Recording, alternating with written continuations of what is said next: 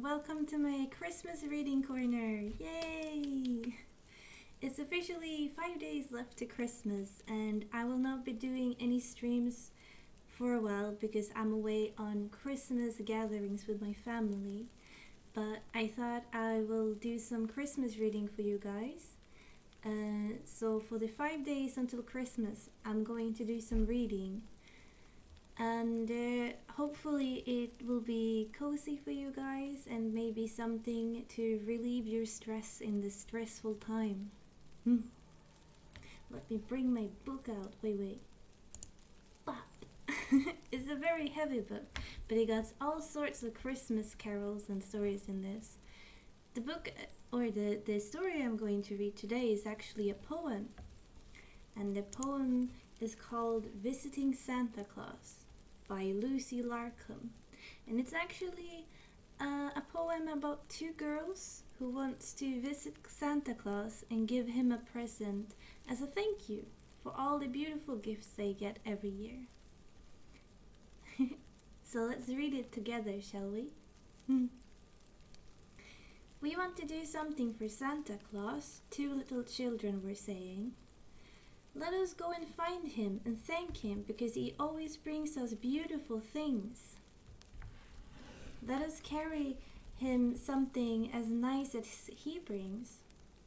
They laughed and they went on playing. Oh, he lives away over the mountains of snow, said the fair little maiden named Lily. And the northern lights on his windows glow. But the good great bear will show us the way and will wrap us up in his fur robe gray if we find the journey chilly. Let us start in the morning, said Marjorie. She was a little Lily's sister. By 2 o'clock or at most by 3, the moon will be rising and we will go. With our new red moccasins over the snow, and Lily said yes, and kissed her. The children were tired, and they both slept sound, but almost before they knew it, they were tiptoeing over the frozen ground, over wide white fields where grew not a tree, over the crust of the polar sea. You never would think they could do it. Are we almost there, dear Marjorie? Said the breathless little Lily. I am cold and very as I can be. I wish we never had started at all. And she cuddled under her sister's shawl. The air was very chilly. Oh yes, we're almost there. Don't you see the northern stars shine? And here is the house of the good great bear. He will surely be kind to us, because he is the second cousin to Santa Claus. See, he sits at his table dining. So the great bear asked the children in and made them sit down at his table. A chain of stars hung under his chin, and a jeweled pointer was in his hand, by which all the pilgrims to North Star Land, to keep the straight road, are able. Will you show us the way to Santa Claus? They said, after eating and drinking. Oh, that's against the Christmas law, which are strictly obeyed in the Northern Star Land. But the great bear leaned his head on his hand and sat for a moment thinking. He hung up his coat here an hour ago. There, drop down into the pocket. I hear his sledge bell over the snow. Oh, don't be afraid. He will treat you well.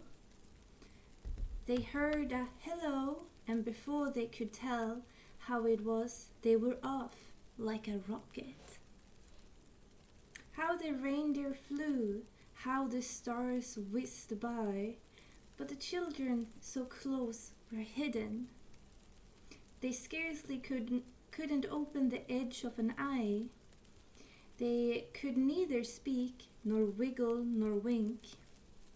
They could only breathe very softly and think of the ride they were taking unbidden. At last they arrived at Santa Claus' house, and he, as he threw off his jacket, cried, "Wife, did you hear that squeak of a mouse?" For the children were frightened and could not keep still. "Ho, ho, Mrs. Santa, look here, if you will. Here's a new-fashioned Christmas packet." The Santa Claus wife put her spectacle on and came and peeped over his shoulder, and she thought that her husband, clean daft, had gone. His eyes grew so large in his shiny bald head.